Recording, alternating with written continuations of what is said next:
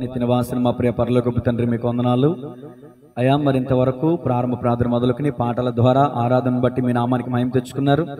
మరి ఈ సమయం తండ్రి నీ వాక్య పాద సన్నిధికి వచ్చాం ప్రభా. నీ వాక్యం ద్వారా నాతో మాతో మా అందరితో మాట్లాడమని యేసయ్య నామములో ప్రార్థించి అడిగి వేడుకొంచున్నాము తండ్రి, ఆమేన్. అందరికి వందనాలండి.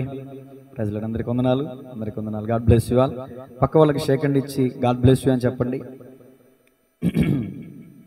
నవ్వుతూ చెప్పండి, కొంచెం కోపం ఉన్నా సరే. దేవునికి స్తోత్రం. వాక్యంలోనికి వెళ్దాం. 45 నిమిషాలు మాత్రమే నేను మాట్లాడతాను. ఇంకా పై సమయం ఒకవేళ మాట్లాడితే అది నాకు సంబంధం లేదు. దేవునికి స్తోత్రం చెప్పండి, రాసుకోండి. మరి మీరే చెప్పండి మన సబ్జెక్ట్ ఏంటో. అందరూ చెప్పండి అమ్మా. నాలుక. అసలు అంశం ఏంటి? జ్ఞానేంద్రియాలోని అంశంలో నుంచి 3వ మాట నాలుక. కన్ను అయిపోయింది, చెవి అయిపోయింది. ఇప్పుడు 3వ మాటలో నుంచి నాలుకను గురించిన ఉపోద్ఘాతం గత వారం చెప్పడం జరిగింది. శ్రద్ధగా వినండి. గత వారం రానివాళ్ళు మరలా అంతా చెప్పను కానీ జస్ట్ చిన్నగా మాట్లాడతాను. నాలుకను గురించి సొలొమోను మహారాజు అన్నారు, జీవ మరణములు నాలుక వశం అని. ఆయన పరిశుద్ధాత్మ అభిషేకము ద్వారా నింపబడి చెప్పుకునే మాట అండి అది. ఒక వ్యక్తి మరణించాలన్నా బ్రతకాలన్నా ఏ వశం అయిందంట? నాలుక వశం. ఇది సొలొమోను గారు చెప్పినటువంటి మాట. మరి భక్తుడైనటువంటి యాకోబు గారు ఏం చెప్పారయ్యా అంటే, నాలుక అగ్ని అని చెప్పారు. ఏం చెప్పారు? నాలుక అగ్ని అంటే అగ్ని చిచ్చు ఏ విధంగా అడవులను సైతం తగలబెట్టేస్తుందో ఈ నాలుక చాలా కుటుంబాల్లో చిచ్చు పెట్టేస్తుంది అనే విషయాన్ని యాకోబు గారు జ్ఞాపకం చేశారు. ఆ తర్వాత పేతురు గారు ఏమన్నారు నాలుక గురించి అంటే, జీవమును ప్రేమించి మంచి దినములు చూడగోరు వాడెవడైనా ఉన్నాడా? వాడు చెడ్డ మాటలు పలకకుండా తన పెదవులను, కపటపు మాటలు పలకకుండా తన నాలుకను, తన పెదవులను కాచుకొనవలెను అని పేతురు గారు తెలియజేశారు. నిజమే, మంచి రోజులు చూడాలనుకుంటారు చాలా మంది. ఊళ్ళో బతకలేక పొరుగురు వెళ్ళిపోదాం అనుకుంటారు కొంతమంది. అలాగే పొరుగురు వెళ్ళిపోయిందంట ఒక మా అమ్మ. చైతు ఎదురయ్యాడంట. ఎదురయ్యి, ఏం మా అమ్మగారు ఏ ఊరు నుంచి వచ్చారంటే, పలానా ఊరు నుంచి వచ్చాను అంటే మా అమ్మగారు చైతుని అడిగిందంట, బాబా ఈ ఊరు మంచిదనా అని. అప్పుడు చైతు అడిగాడంట, మా అమ్మ చెప్పండి మరి, మా అమ్మ నీ నోరు మంచిదేనా అంటే దాని అర్థం ఏంటి? నోరు మంచిదైతే ఊరు మంచిదైతే. దేవునికి స్తోత్రం కలుగునుగా. అదే మాటని కొంచెం లోతుగా చెప్పుకుంటూ వెళ్ళారు. నాలుక అగ్ని. నాలుకను ఎవడనూ సాధు చేయనేరడు. ఈ వారంలో నన్ను అడిగారు వాక్యం విన్న వాళ్ళు, అబ్రహాము అబద్ధం, మోషే ద్రోహులారా అన్న మాట, పౌలు గారు వెళ్ళవేసిన గోడ అని ఆ మాటలు ఎందుకు చెప్పారు అర్థం కాలేదని ఒకరు నన్ను అడిగారు. ఎందుకు చెప్పానంటే, యాకోబు పత్రిక 3వ అధ్యాయంలో ఏ నరుడును సాధుగా చేయజాలడు అనే మాటను చూసారా? ఆ మాటను బట్టి చెప్పాను ఆ యొక్క అనుభవాలు.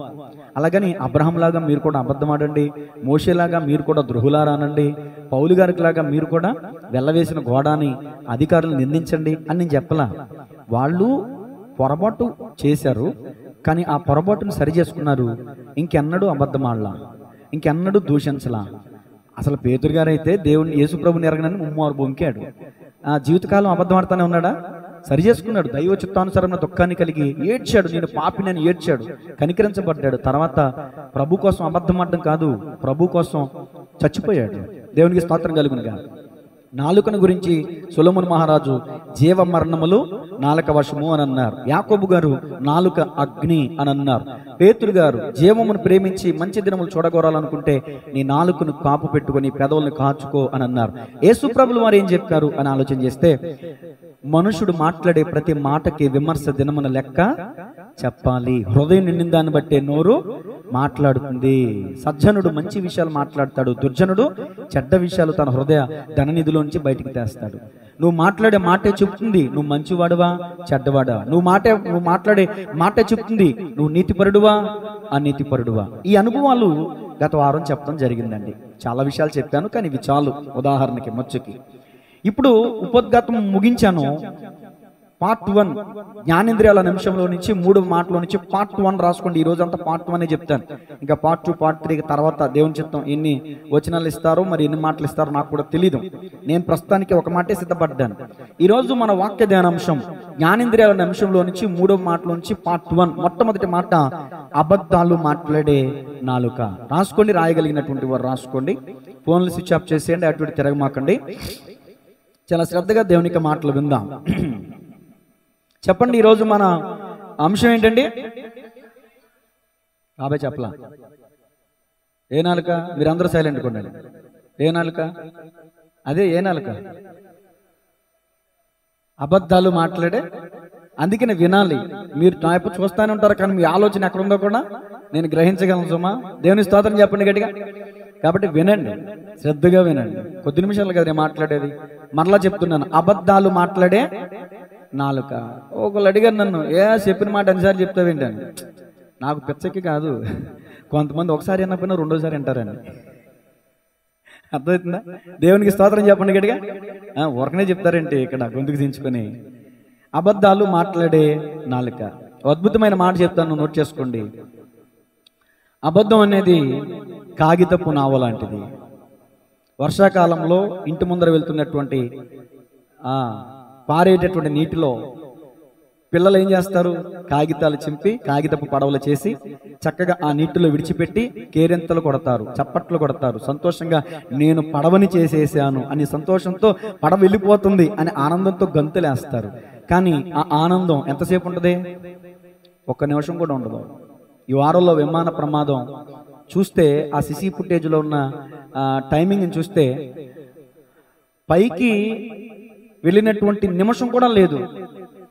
పైకి నిమిషం కూడా కాదు అంటే 5 నిమిషాలు కాదు, నిమిషం కూడా లేదంటే పైకి ఎగిరినటువంటి 48-49 సెకండ్లోనే కూలిపోయింది, పేలిపోయింది. నిమిషం కూడా లేదు ఎగిరిన తర్వాత, నిమిషం కూడా లేదు. అలాగే నేను అంటాను, చిన్నపిల్లలు కాగితపు పడవలు చేసుకుని నీటిలో వదులుతారు, ఎంతో సంతోషిస్తారు.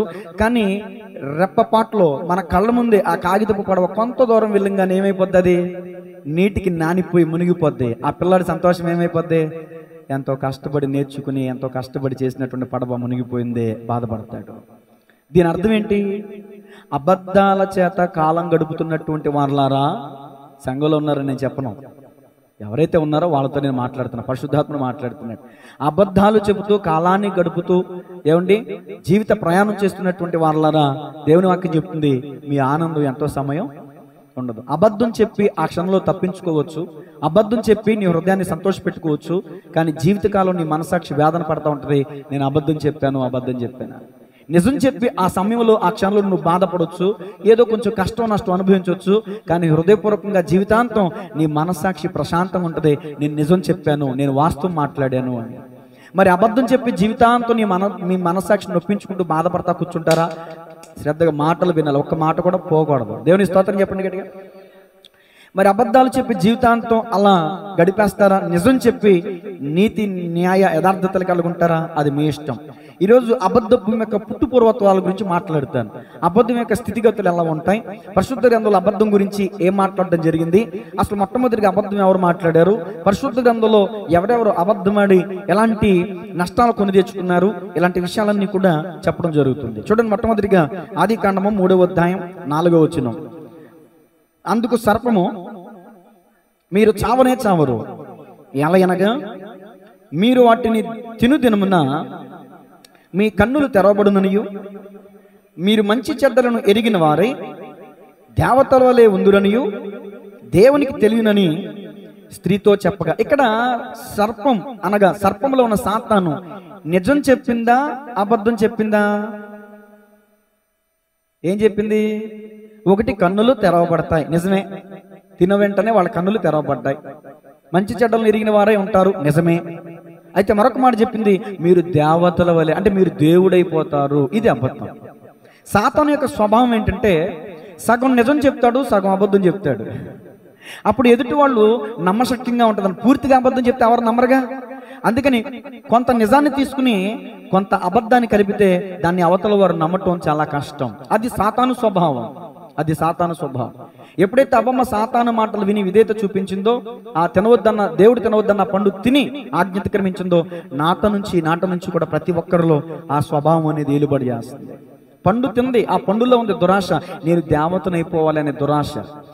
సకల పాపములకు మూలవెత్తును దురాశ. దురాశ ఉన్నవాడే అబద్ధం ఆడతాడు, దురాశ ఉన్నవాడే పాపం చేస్తాడు, దురాశ ఉన్నవాడే వ్యభిచారం చేస్తాడు, దురాశ ఉన్నవాడే దొంగతనం చేస్తాడు. ఆకాను దురాశ కలిగి ఉన్నాడు, దొంగతనం చేశాడు. దావీదు దురాశ కలిగి ఉన్నాడు, వ్యభిచారం చేశాడు. ఏమంటే ఇట్లా చెప్పుకుంటూ వెళ్తే దురాశ అనేటటువంటిది మనలో ఉంటే ఏ పాపమైనా చేయడానికి చొరవ చేస్తాం. కాబట్టి గమనించాలి, మొట్టమొదటిగా మనలో కూడా చాలా మంది ఇలాంటి స్వభావం కలిగిన వారు ఉన్నారు. మరి మనం కూడా అవ్వ ఆదాముల స్వభావమే కదా, మరి మంద కూడా పాప స్వభావమేగా. నిజమేనండి, కాదని ఎవరు చెప్పారు? అయితే అందుకనే కొలసి పత్రికలో చక్కగా, ఎఫెసీ పత్రికలో ఎన్నోసార్లు దేవుడు తన భక్తుల చేత రాయించిన మాటలు ఏంటంటే, మీ ప్రాచీన స్వభావం ఏం చేయాలి? విడిచిపెట్టండి, నవీన స్వభావమును ధరించుకోండి. ఏంటి నవీన స్వభావం? అక్కడ ఒక మాట ఉంటుంది, నవీన పురుషుడు అని. మొదటి ఆదాము, కడపటి ఆదాము, ఇద్దరు ఆదాములు ఉన్నారు. మొదటి ఆదాము దేవుని చేత సృష్టింపబడిన వ్యక్తి. కడపటి ఆదాము దేవుడే ఈ భూమి మీదకి వచ్చాడు కదా, ఆయనే కడపటి ఆదాము. కడపటి ఆదాము అనగా యేసుక్రీస్తు ప్రభులు వారు.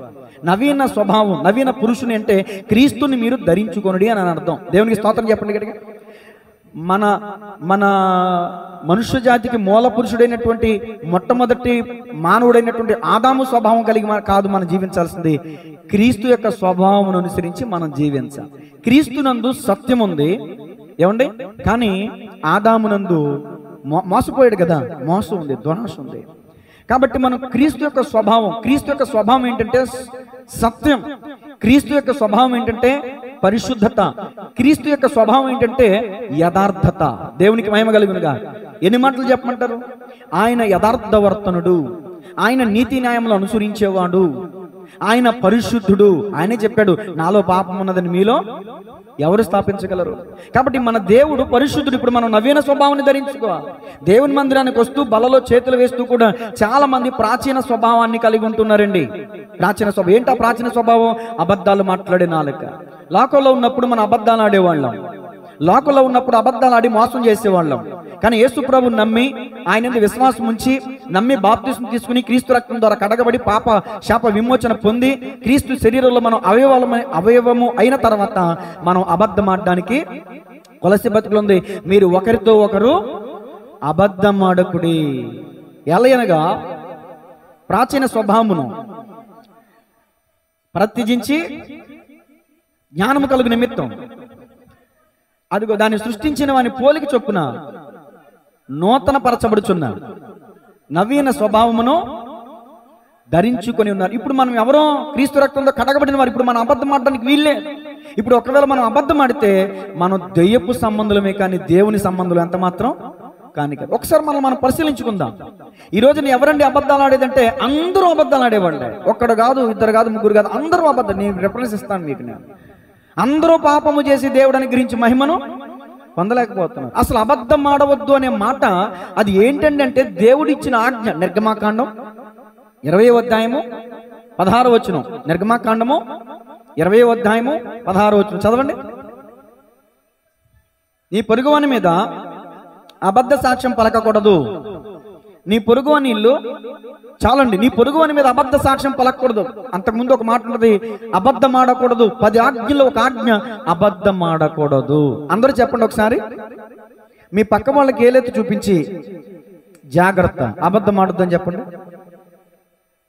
చెప్పరంటే ఎవరు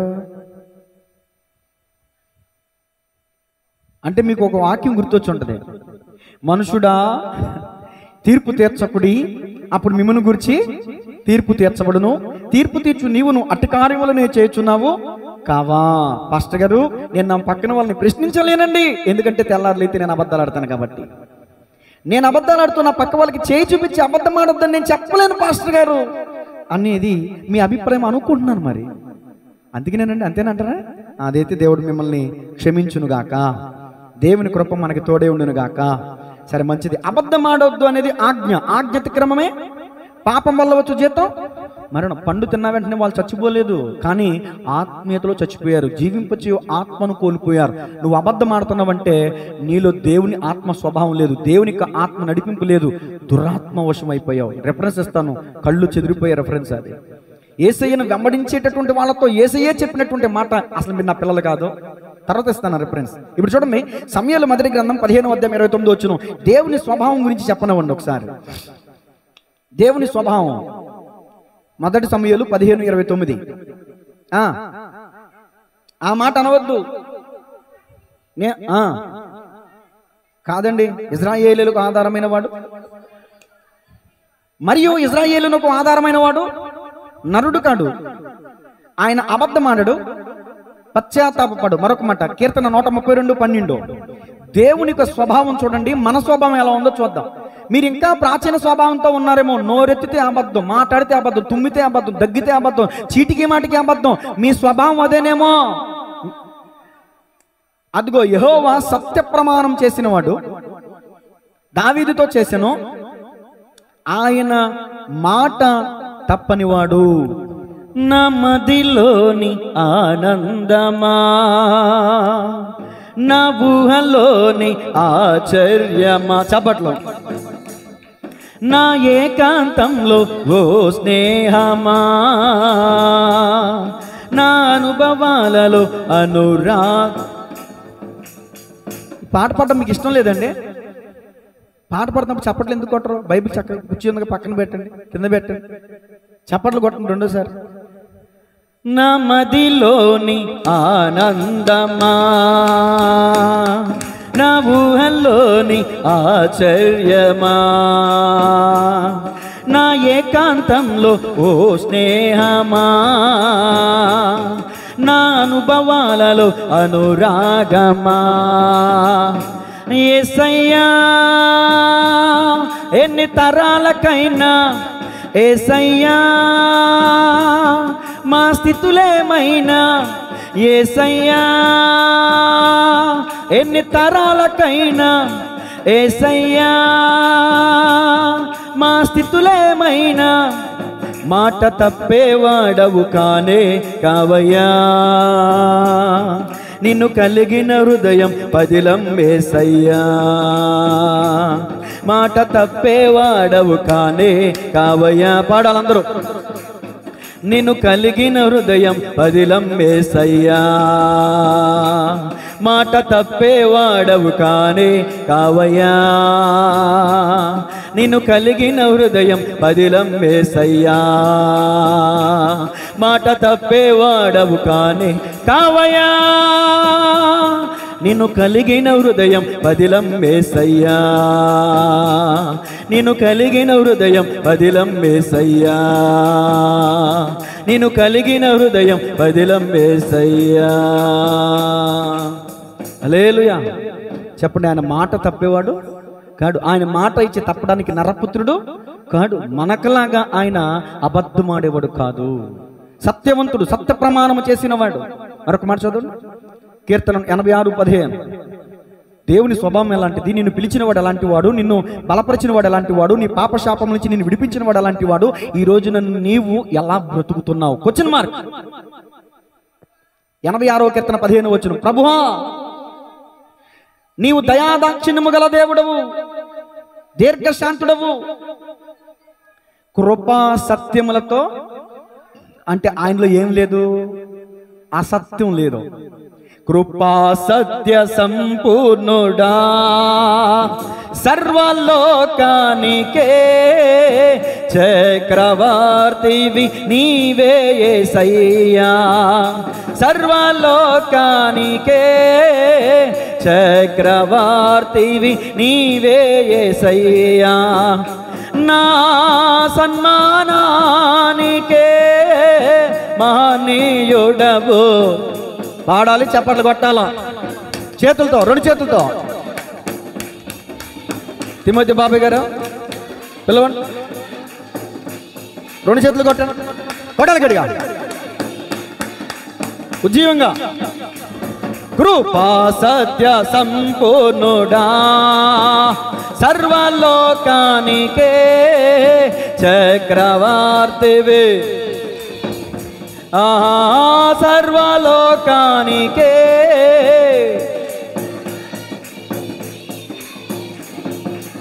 హల్లెలూయా. భక్తుడైన కీర్తనకారుడు ఏమంటాడు చూడండి, 119వ కీర్తన 142. ప్రతిరోజు అబద్ధం ఆడుతున్నటువంటి నీవు ఈ విషయాలను గమనించి ఒకసారి. నీ నీతి శాశ్వతమైనది, నీ ధర్మశాస్త్రము కేవలము సత్యము. చాలండి, నీ ధర్మశాస్త్రము కేవలము సత్యం. ఏంటి ధర్మశాస్త్రం? ధర్మశాస్త్రం అంటే ఏంటి? చట్టం. ఏంటి ధర్మశాస్త్రం అంటే ఏంటి? దేవుని మనస్సు, దేవుని అభిప్రాయం, దేవుని ప్రణాళిక, దేవుని ఏర్పాటు. నిన్ను నన్ను దేవుడు తన నీ తల్లి గర్భంలో నిన్ను రూపించడానికి గల కారణం ఏంటో ధర్మశాస్త్రం చెప్తుంది. నువ్వేం చేయకూడదో ఏం చేయాలనే మాట ధర్మశాస్త్రం చెప్తుంది. మీకు ఆల్రెడీ రిఫరెన్స్ ఇచ్చాను, నిర్గమకాండం 20:17. అబద్ధం ఆడకూడదు, నీ పొరుగువాని మీద అబద్ధ సాక్ష్యము మాట్లాడితే అబద్ధం. ప్రయాణంలో ఉన్నావు, ఇంటి దగ్గర భార్య ఫోన్ చేసింది, ఏమండి ఎక్కడున్నావు? ఇక్కడే ఉన్నానే, పొలిమేరలోకి వచ్చాను. నిజానికి ఎక్కడుంటాడు? ఏ కల్దింట్లోనో, ఏ కాళ్ళలోనో. ఎందుకని? ఇంకా రావట్లేదు ఏంటని భార్య తిడతదేమో. ఇలా చెప్పుకుంటూ వెళ్తే ప్రతి విషయంలో, చిన్న విషయం కానించి పెద్ద విషయం దాకా ప్రతి విషయంలో అబద్ధాలు ఆడేవారు లేరా? ఆయన కృపాసత్య సంపూర్ణుడు, ఆయన సత్యవంతుడు, ఆయన యథార్థవంతుడు, ఆయన నీతి న్యాయము కలిగిన వాడు, ఆయన పరిశుద్ధుడు. అపరిశుద్ధులమైన మనము, అబద్ధములు ఆడేటువంటి మనము ఆయన దగ్గరికి వెళ్ళగలమా? చూడండి కీర్తన 15వ కీర్తన 1 నుంచి 4 వచనాలు చూడండి. దేవుణ్ణి చూడాలనుకుంటున్నావు, దేవుని యొద్దకు వెళ్ళాలి. అమ్మ చదవండి. యెహోవా నీ గుడారములో అతిథిగా ఉండదగిన వాడెవడు? నీ పరిశుద్ధ పర్వతం మీద నివసింపదగిన వాడెవడు? అదుగో యథార్థమైన ప్రవర్తన కలిగి నీతిని అనుసరించుచు హృదయపూర్వకముగా నిజం పలుకువాడే. అట్టివాడు అదిగో నాలుకతో కొన్నెములాడడు, తన చెలికానికి కీడు చేయడు, తన పొరుగువాని మీద నింద మోపడు, అతని దృష్టికి నీచుడు అసహ్యుడు, అతడు యెహోవా యందు భయభక్తులు గల వారిని సన్మానించును. ఇదిగోండి అసలు మాట. అతడు ప్రమాణము చేయగా నష్టం కలిగినను మాట తప్పడు. ఇంకొక మాట నేను చెప్తున్నా, ప్రాణం పోయే పరిస్థితి అయినా మాట తప్పడు. అలాంటి పరిస్థితి నీలో నాలో ఉందా ఈరోజు? భర్తకు భయపడి, అత్తకు భయపడి, మావకు భయపడి, అక్కకు భయపడి, చెల్లికి భయపడి, కుక్కకు భయపడి, పిల్లికి భయపడి, మాస్టర్కి భయపడి. వర్క్ చేసామా టీచర్ గారు? ఏది చూపించండి, ముఖం తేలేస్తారు, ముఖం తేలపోతాయి. అంటే చిన్న పిల్లల కాడి నుంచి ముసలోళ్ళ వరకు కూడా ప్రతి ఒక్కరు కూడా అబద్ధం. ఎప్పటి నుంచి అబద్ధాలు ఆడడం నేర్చుకున్నారో కూడా ఉంది బైబిల్లో. అందుకని అబద్ధం యొక్క పుట్టు పూర్వోత్తరాలు బయటికి తీస్తానన్నాను. అందుకని ఒకవేళ ఈరోజు మన దేవుని సన్నిధిలో ఎవరైనా అబద్ధములు ఆడేవారు ఉంటే వారి కన్నులు తెరవబడును గాక, వాళ్ళ హృదయాలు పగలగొట్టబడును గాక, సత్యమునకు అప్పగించబడుదురుగాక, నిజమే పలుకుదురుగాక. అబద్ధం ఆడే ప్రతిసారి కూడా గుండె దడదడ రావాలి. నువ్వు నోటితో అబద్ధం చెప్తున్నావు అంటే నిజం తెలిసినటువంటి పరిస్థితి ఏంటో తెలుసు, నీ హృదయమే. నోటితో నీ పెదాలు అబద్ధం చెప్తే, బాగా తేలిగ్గా అబద్ధాలు చెప్తే నేర్చుకున్నావు, కానీ నీ హృదయానికి తెలుసు నిజమేంటో. తెలియదండి? దేవునికి స్తోత్రం కలుగునుగా. ఇప్పుడు చూడండి, యేసుక్రీస్తు ప్రభువులు వారు ఏమంటున్నారు చూడండి. ఆయనను వెంబడించేటటువంటి వారిని చూసి యోహాను సువార్త 8:44 ఇది మనందరికీ కూడా ఆపాదించే మాటేనండి. ఒకవేళ మీరు బల్లలో చేతులు వేస్తూ రక్షించబడి ఉండి దేవుని మందిరానికి వస్తూ ఆయన ఆరాధిస్తూ సాక్ష్యాలు చెప్తూ పాటలు పాడుతూ అబద్ధములు ఆడితే గనక ఈ మాట, ఇప్పుడు చదివే మాట మన అందరితో కూడా దేవుడు మాట్లాడుతున్నట్టే. మీరు మీ తండ్రి యొక్క అపవాది సంబంధులు, మీ తండ్రి దురాశలు నెరవేర్చగోరుచున్నారు. ఆది నుండి వాడు నరహంతకుడై ఉండి సత్యమందు నిలిచిన వాడు కాడు, వాని యందు అసలు సత్యమే లేదో. వాడు అబద్ధం ఆడినప్పుడు తన స్వభావమును అనుసరించే మాట్లాడును. వాడు అబద్ధికుడును, అబద్ధమునకు జనకుడై ఉన్నాడు. నేను సత్యమునే చెబుతున్నాను గనక మీరు నన్ను నమ్మరు. నిజమేనండి. ఈ రోజున సమాజం ఎలా ఉందంటే అబద్ధాలు చెప్పి మోసం చేసేవాళ్లే మంచోళ్ళుగా కనిపిస్తున్నారు. గొర్రె ఎవరు నమ్ముద్దంట? కషాయోని నమ్ముద్దంట. మంచోడిని నమ్మదో గొర్రె. యేసుప్రభులు ఎవరు? నేను సత్యం చెప్తున్నాను, మీరు నన్ను నమ్మరు. కానీ ఎవరు నమ్ముతారు? అబద్ధాలు ఆడేవాడిని నమ్ముతారు. అసలు ఎలాంటి అబద్ధాలో కూడా చెప్తాను, ఎవరెవరు ఎలాంటి అబద్ధాలకి మోసపోతున్నారో కూడా తర్వాత చెప్తాను. ముందు ఉంది అసలైనటువంటి మాటలు. ఇప్పుడు మామూలుగా సింపుల్గా టైటిల్ మాత్రమే చెప్తున్నా. దేవుని స్తోత్రం చెప్పండి గట్టిగా. దేవుడు సత్యవంతుడు, కానీ సాతాను వాడు ఎందుకు సత్యమే లేదు అంటే అసత్యవంతుడు. వాడు అబద్ధికుడు, అబద్ధముకు జనకుడు. అసలు అబద్ధం అనే మాటకి నిలువెత్తి స్వరూపం సాతాను, అపవాది. ఏకో చుక్క తేజ నక్షత్రం లూసిఫర్. అబద్ధం అంటే ఏంటంటే సాతాను కూడా ఒక అబద్ధం అండి. ఆడొక చీకటి, వాటిలో చీకటి ఉంది, వాటిలో వెలుగు లేదు. కాబట్టి గమనించాలి, దేవునికి వాక్యం చెప్తుంది, మీరు నా వెనక వస్తున్నారే కానీ మీలో చాలా మంది వాడి స్వభావం నుంచి నడుస్తున్నారు. కానీ ఎవరి స్వభావం అనుసరించి నడవాలి? లోకాన్ని విడిచిపెట్టి యేసయ్య దగ్గరికి వచ్చాం, ఆయన అడుగు జాడల్లో అడిగేయాలి, ఆయన చెప్పిన మాట వినాలి. నా గొర్రెలు నా స్వరం వినోను. మరి సాతాను గారి స్వరం వింటున్నాం అంటే మన ఎవరి స్వభావం అనుసరించి నడుస్తున్నాం? మనం సాతాను సంబంధులమా, మనం దేవుని సంబంధులమా? మనం మాట్లాడే మాటలను బట్టే తేలిపోద్ది. ఎవరైనా మీలో నేను అబద్ధికున్నాను మెడలో బొడ్డేసి తిరుగుతాడండి? నేను చెప్పేది అబద్ధం నేను ఒప్పుకుంటాడండి? ఒప్పుకోడు. మరి ఎలా తెలుసుకోవాలి ఎవరు సాతాను సంబంధులని? వాళ్ళ స్వభావం అనుసరించి మాట్లాడతారు. వాళ్ళు అబద్ధం మాట్లాడుతున్నారంటే మనం అర్థం చేసుకోవాలి, వాళ్ళు అపవిత్రత్వం ఉంది, వాళ్ళు దురాత్మ ఉంది, వాడు దెయ్యం వశం అయిపోయాడు అని మనం అర్థం చేసుకోవాలి. దేవునికి వాక్యం చెప్తుంది, మీరు వాడి దురాశలు నెరవేర్చగోరుచున్నారు కానీ మీరు నా ఇష్టాన్ని నెరవేర్చేవారు. నేను మిమ్మల్ని ఎందుకు చేసుకున్నాను? మీ తల్లి గర్భంలో నేను మిమ్మల్ని ఎందుకు రూపించాను? నా ఆజ్ఞలు పాటిస్తారని. ఒక ఆయన నన్ను అడిగాడు, ఏంటి పాస్టర్ గారు, ఏంటి మీరు చెప్తా ఉంటారు, మందిరానికైనా ఏ గుడికైనా లేకపోతే ఎవరికైనా ఎక్కడికైనా ఎందుకు వెళ్తారు? వాళ్ళ బాధలు తీరుతాయని, వాళ్ళ భారం తీరుతుందని, ఏదో కొద్దిగా నెమ్మది వస్తుందని, ఏదో కొద్దిగా ప్రశాంతత దొరుకుతుందని మందిరానికి వస్తాం. మీరేం చేస్తారు? మా కొద్దిగా ఆధారం మాట చెప్పాలి, మమ్మల్ని కొంచెం బలపరిచే మాటలు చెప్పాలి. ఆ మాటలు చెప్పరు కానీ మీరేం చేస్తారు? ఇంకా భారాలు ఎడతారేంటి మా మీద? ఏం భారాలు ఎట్టేస్తున్నావు? ఏంటి దీన్ని చేస్తేనే అంటావేంటి, మాట్లాడితే దాన్ని మాట్లాడతావేంటని మీకు అర్థమైపోయింది. అది నా సబ్జెక్ట్ కాదు. అప్పుడు నేను ఆయనకి ఇవ్వాల్సిన మాటలు ఆయనకి చెప్పా.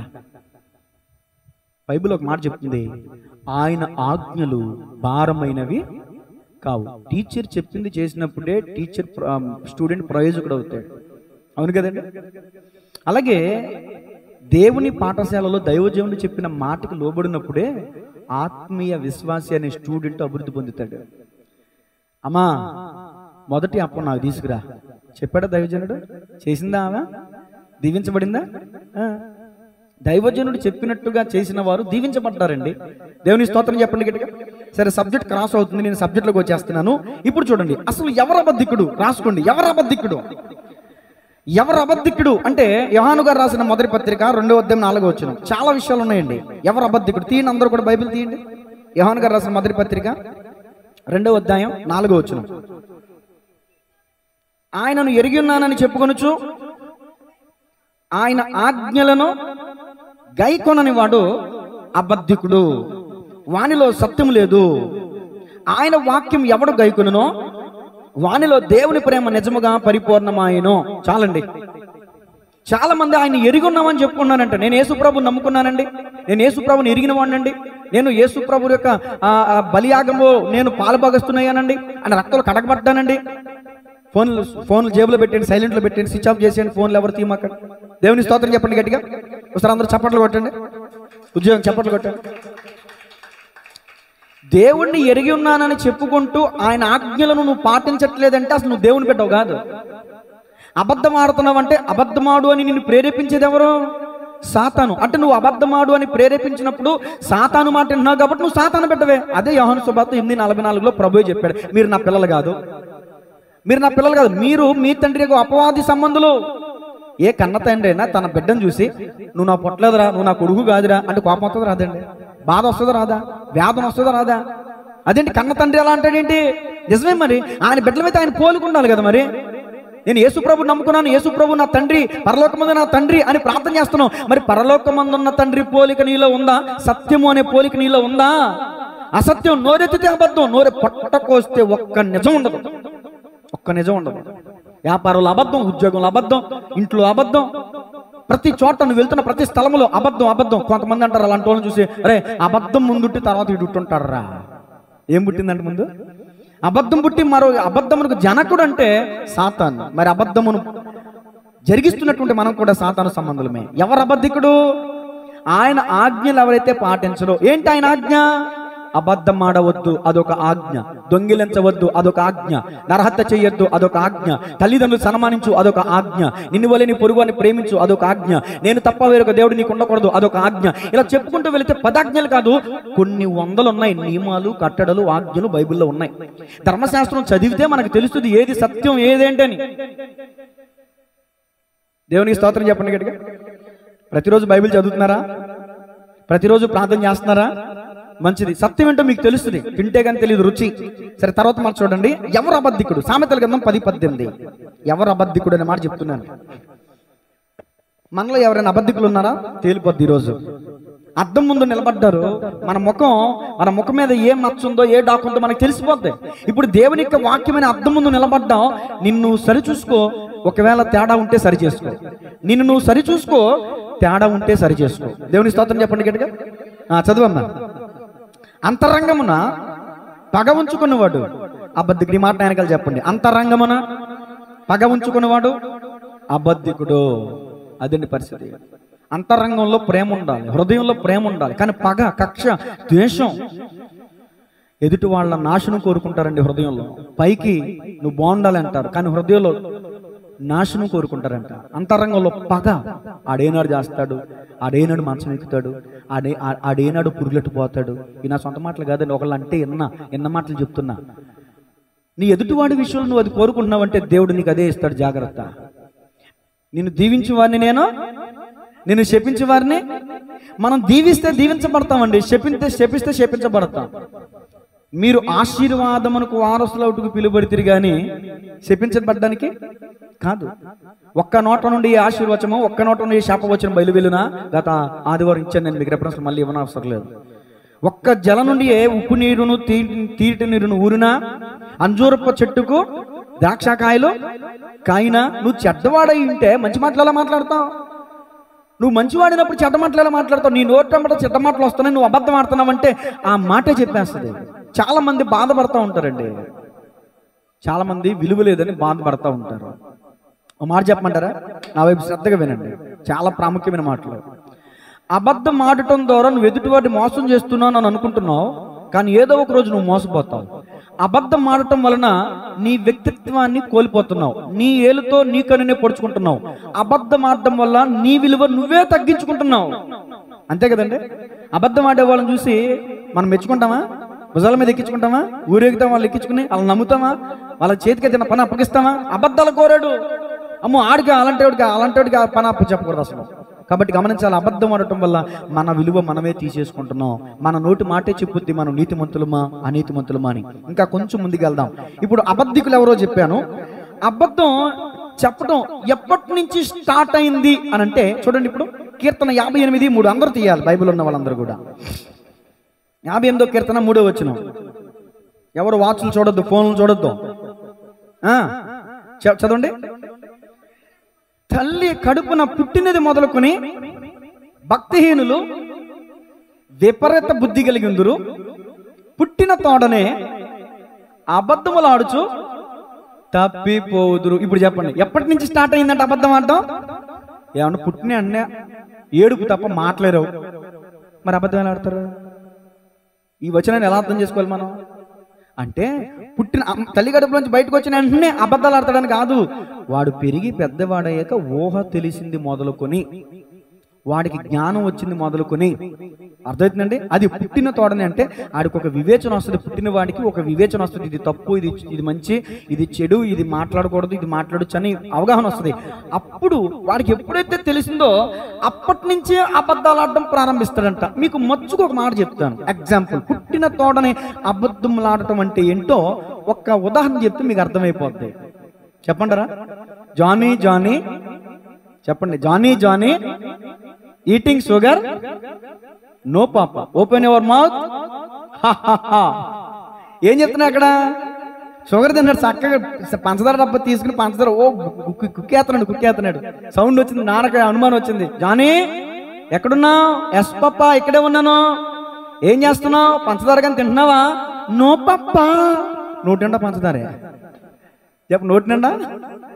ఏదోసారి నోరు చూపించు, మొత్తం అంతా మింగేసి మూతుడు చేసుకుని చూడు హా హా అంటే చిన్న పిల్లవాడు ఏ విధంగా అక్కడ అబద్ధం ఆడి తన తండ్రిని మోసం చేస్తున్నాడో పుట్టిన తోడనే అబద్ధములాడి తప్పిపోతున్నారంట. దేవునికి స్తోత్రం చెప్పండి గట్టిగా హల్లెలూయా.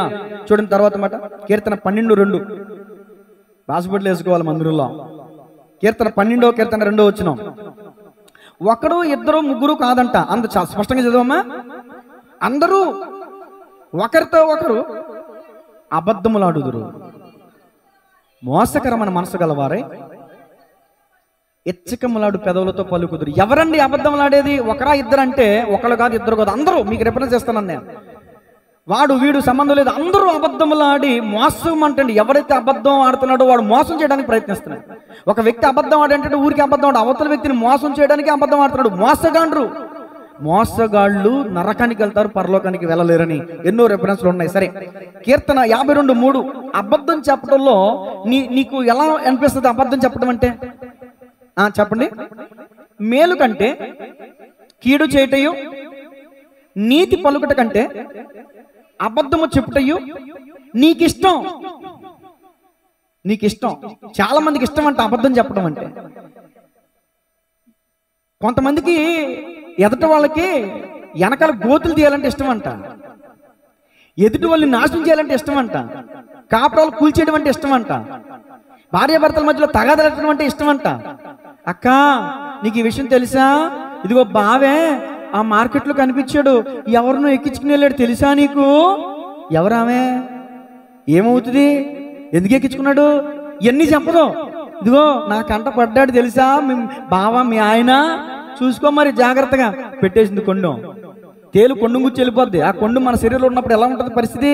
విలవిలలాడిపోతూ ఉంటుంది. ఆ కొండం గుచ్చుకున్నాక ఆ భార్య చూడాలి, నా ఇక భర్త రాగానే దుప్పటి ముసుగెట్టేస్తుంది. ఎంతవరకు నిజం, ఎంతవరకు తన భర్త ఏంటి, తన భర్త క్యారెక్టర్ ఏంటి, మంచోడో చెడ్డ నీకు తెలుసు కదా. ఎవరో ముక్కు ముఖం తెలియనా వచ్చేసి నీ మొగుడు అలాంటి చేస్తున్నాడంటే నువ్వు నమ్మేసావంటే నువ్వు అబద్ధాన్ని ఆశ్రయించావు. నువ్వు అబద్ధాన్ని నమ్మేవాళ్ళు కూడా అలాంటి వాళ్ళేనంటండి. మీ పిల్ల కూర్చోమని చెప్పు, సాత్విగా ముందుకురా, చర్చిలోకి రా, వాతలెట్టి అతని కాళ్ళ మీద జాగ్రత్త. దేవుని స్తోత్రం చెప్పండి గట్టిగా. ఇప్పుడు ఎక్కడున్నానండి?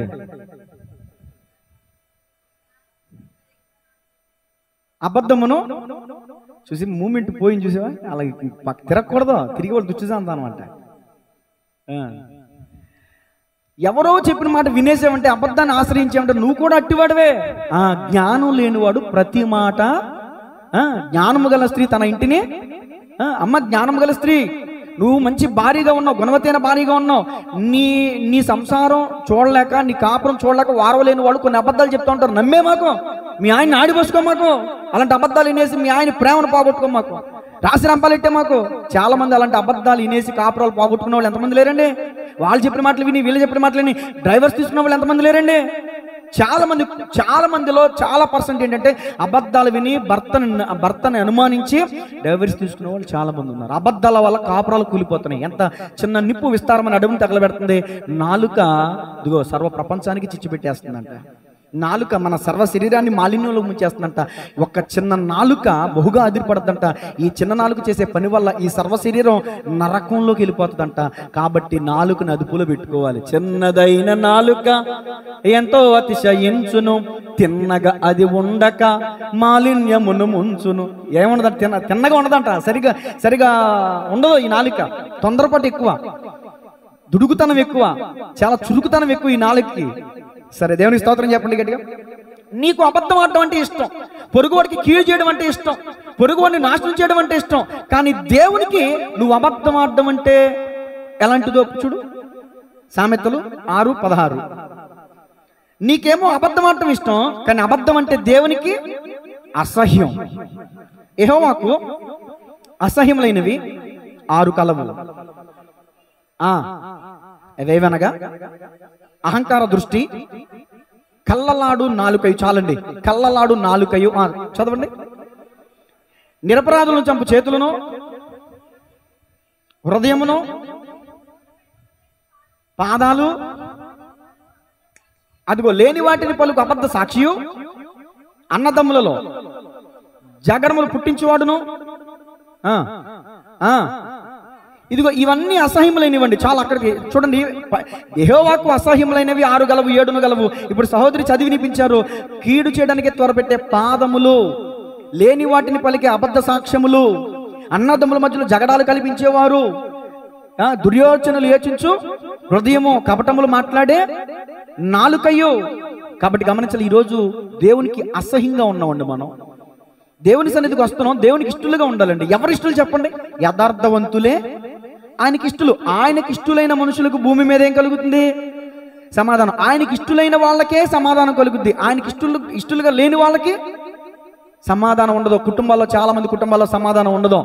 దేవుణ్ణి స్తుతించుడి, ఎల్లప్పుడు దేవుణ్ణి స్తుతించుడి, దేవుణ్ణి స్తుతించుడి, ఎల్లప్పుడు దేవుణ్ణి స్తుతించుడి, దేవుణ్ణి స్తుతించుడి, ఎల్లప్పుడు దేవుణ్ణి. హల్లెలూయా. తర్వాత సామెతల గ్రంథం 12:19. అర్థం పద్ధతి లేని పాటెందుకు పాడాడు పాస్టర్ గారు అనుకుంటున్నారు. దేవుని స్తోత్రం చెప్పండి. చదవండి అమ్మా. నిజమాడు పెదవులు నిత్యము స్థిరమయుండును. చూడండి, అబద్ధములాడు నాలుక క్షణమాత్రమే ఉండును. 22 వచ్చిన కూడా చదవండి. 12:22. అబద్ధమాడు పెదవులు యెహోవాకు హేయములు, సత్యవర్తనుడు ఆయనకి ఇష్టడు. ఇప్పుడు చెప్పండి, మనం దేవుని స్వభావం ధరించుకుని దేవునికి ఇష్టలుగా ఉండాలి. సాతాను స్వభావం ధరించుకుని అబద్ధాలు ఆడేవారుగా ఉండకూడదు. అబద్ధములు ఆడేవారు ఉంటే మనం సాతాను సంబంధమే. ఒక మాటలో చెప్పాలంటే సాతానమే. సత్యవర్తనుడు దేవునికి ఇష్టడు అంటండి. అబద్ధములు ఆడేవారంటే దేవునికి అసహ్యం అంట. ఈరోజు మనం దేవుని మందిరానికి వచ్చాం కదండి. పరిశీలన చేసుకుందాం. నా బతుకు, నా మాట, నా ప్రవర్తన, నా వ్యక్తిత్వం, నా స్థితిగతులు దేవునికి ఇష్టంగా ఉన్నాయా, ఆయనకి రోత అసహ్యం పుట్టించేవిగా ఉన్నాయా? మనల్ని మనం స్వపరిశీలన చేసుకుందాం. దేవునికి స్తోత్రం చెప్పండి గట్టిగా. తర్వాత మాట సామెతలు 14:25. అబద్ధములు ఆడుతున్నాడంటే నిజము పలుకు సాక్షి మనుషులను రక్షించును. అబద్ధములు ఆడువాడు వట్టి మోసగాడు. నువ్వు నిజం చెప్తే నువ్వు మనుషులను రక్షిస్తావు. నువ్వు అబద్ధం చెప్తున్నావంటే ఏమందంటే నువ్వు ఒట్టి మోసగాడివి. నువ్వు అబద్ధం చెప్పడం వల్ల కొంతమంది ప్రాణాలు పోతాయి. పరిశుద్ధ గ్రంథంలో ఒక వ్యక్తి అబద్ధం ఆడాడు. ఎవరు చెప్పండి? 85 మంది సేవకులు చనిపోయారు. ఒక వ్యక్తి ఆడిన అబద్ధం వల్ల 85 మంది సేవకులు చచ్చిపోయారు. ఆలోచించండి. కొన్ని తిరగండి, బైబిల్ తిరగండి, సమూయేలు గ్రంథం తిరగండి. దావీదును బట్టి ఒక అబద్ధం ఆడాడు పశువుల కాపరి. ఎవరైనా సౌలు ఎదుటికి వచ్చి ఒక అబద్ధం ఆడాడు. యాజకుని వంశంలో ఉన్న పాస్టర్లందరినీ, అంటే యాజకులందరినీ చంపించేసాడు సౌలు. నా ఇంక చూస్తారండి బైబిల్ చూడండి. సమూయేలు మొదటి గ్రంథం 2వ గ్రంథం తీయండి. ఎవరు అబద్ధం ఆడారు, 85 మంది ఎవరు చచ్చిపోయారు, ఎవరి వల్ల చూడండి.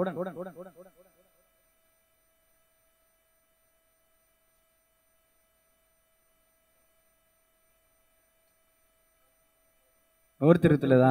అది 3 అక్షరాలు ఉంటుంది. అది కపటమైన మాటలు పలికేవాడు. అమ్మాజీ గారికి కొట్టండి చాపట్లు.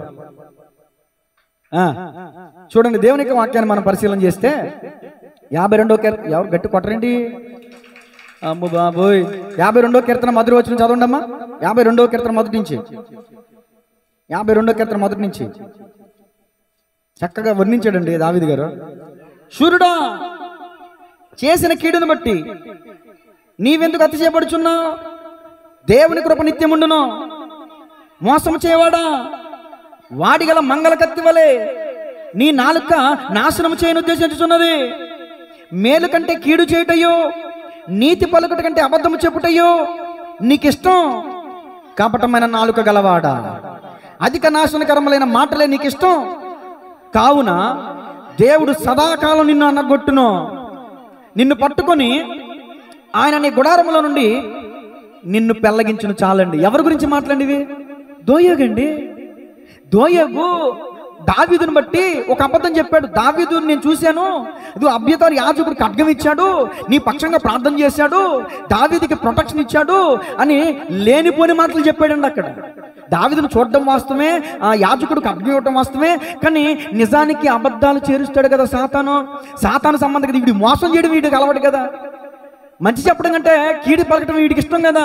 చాలా మంది దోయగులంటి వాళ్ళు ఉన్నారండి, చాలా సంఘాల్లో ఉంటారండి. చాలా కాదండి, ప్రతి సంఘంలో ఉంటారు. దేవుడు నన్ను క్షమించుగాక. ప్రతి సంఘంలో దోయగులు ఉంటారు. ఏంటండి దోయగు చేసే మాట ఏంటంటే కీడును కల్పించడమే వీళ్ళకి ఇష్టం. మంగళ కత్తి, దాని అసలు ఆ పదం ఎందుకు వచ్చింది? వాడిగల మంగళ కత్తి వలె నీ నాలుక నాశనము చేయను ఉద్దేశించుచున్నది. ఈ వాడిగల మంగళ కత్తి అంటే ఒక బార్బర్, అంతే కదండి. ఒక బార్బర్ తన చేతిలో ఉన్న కత్తిని ఏం చేస్తాడు? ప్రతిరోజు షాపింగ్ ఏం చేస్తాడు? పదును పెడతాడు. తెగాలి కాబట్టి ఏంటివి పేకలు కాదు, గడ్డలు. పదును పెడతాడు కదా. అదుగదుగు ఆయన ఎలా పదును పెడతాడో కొంతమంది నాలుగుకు అలా పదును పెడతారంట. వీడిని ఎలా చంపాలి, వీడిని ఎలా నాశనం చేయాలి, వీడిని ఎలా బొడ్డి కొట్టించాలి, వీడిని ఎలా మోసం చేయాలి, వీడిని ఎలా గోతులు దింపేయాలి, వీడి జీవితం ఎలా అస్తవ్యస్తం చేసేయాలి. అబద్ధాలు చెప్పడం వల్ల, అబద్ధాలు వినటం వల్ల అనేక మంది నాశనం అండి. ఆ సమయంలో దోయగు పలికిన మాటల వల్ల 85 మంది సేవకులు చనిపోయారు. అంటే 85 మంది కుటుంబాలు రోడ్డును పడిపోయినాయి. నువ్వు ఆడే అబద్ధం వల్ల ఎన్నో కుటుంబాలు కోల్పోతున్నాయి. అక్క, చెల్లి, తమ్ముడు, అన్న, దయచేసి చేతులు జోడించి చెప్తున్నాను, అబద్ధం వల్ల ఆడటం మానేద్దాం. దేవుని స్తోత్రం చెప్పండి గట్టిగా. అబద్ధం ఆడటం అంటే అది సాతాను స్వభావం, దేవుని స్వభావం కాదు.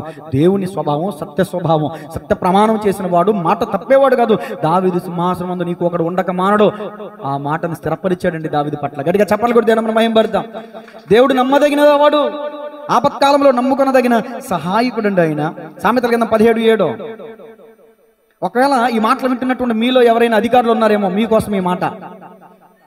అహంకారముగా మాట్లాడుట బుద్ధి లేని వానికి తగదు. అబద్ధం ఆడుట అధిపతికి.